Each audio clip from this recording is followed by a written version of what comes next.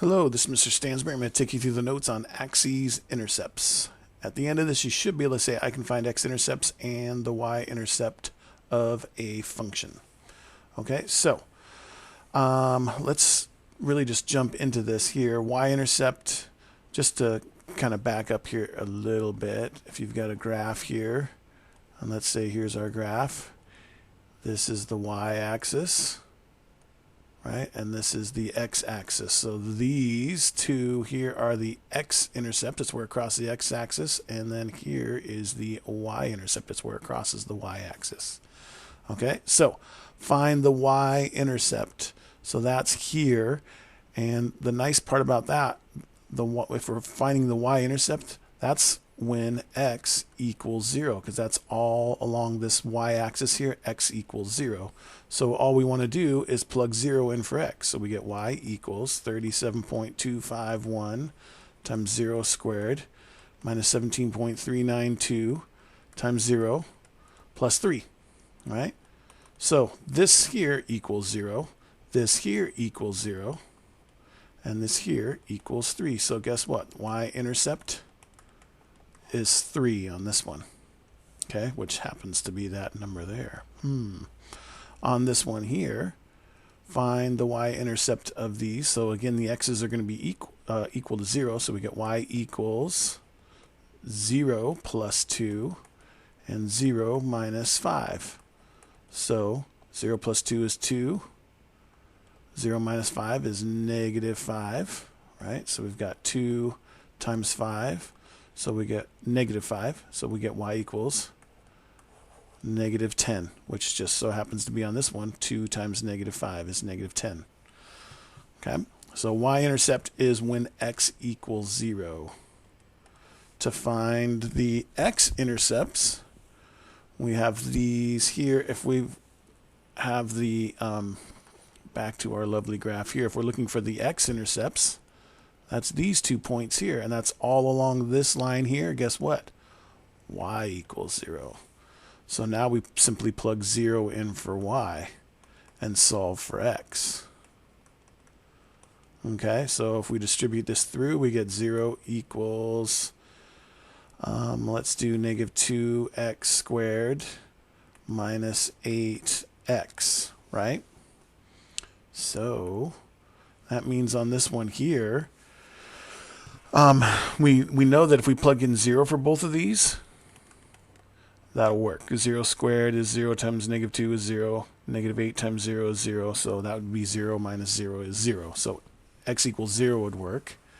And really, we don't even really need to do this step right here. This step here is actually easier, because really what we're doing here is we're going to say, we know that this times this has to equal 0. So if this times this has to equal 0, either this is going to be 0 or that's going to be 0, equal to 0. So we basically just set them both equal to 0. So we say 0 equals negative 2x, and 0 has to equal x plus 4. And then we just figure out what both of these are going to equal. So solve both of these for x.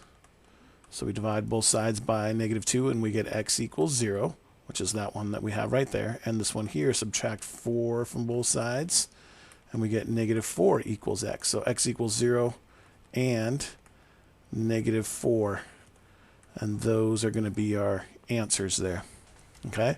So really you don't even need to distribute it through. This is actually factored out. This is actually a nicer way to find that. Okay? Let's do this one, but before we do that, let's take a quick little comedy break.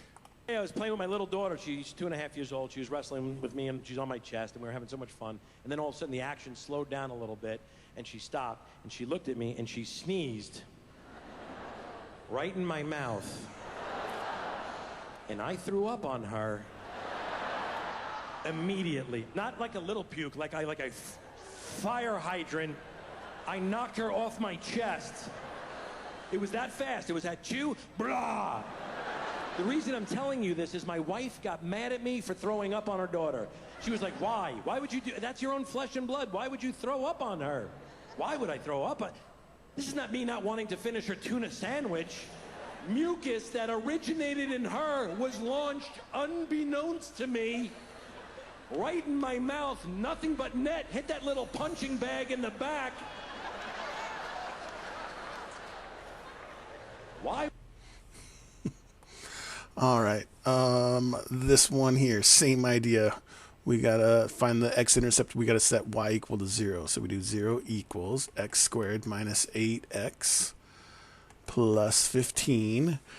And yes, you guessed it. Look at that. We get to factor. So you're going to want to factor this thing out. Since the leading coefficient is 1, you can do the little backwards technique. Factors of 15, which are 1 and 15, 3 and 5, right? And we got to find these factors here that add up to 8. So 3 and 5 add up to 8. So we know it's going to be x and x, 3 and 5. Doesn't matter where the 3 and the 5 go.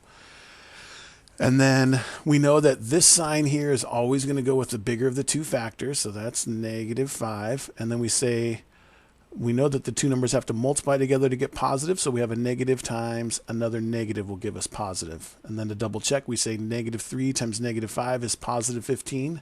Negative 3 plus negative 5 is negative 8. So then we know we have it right.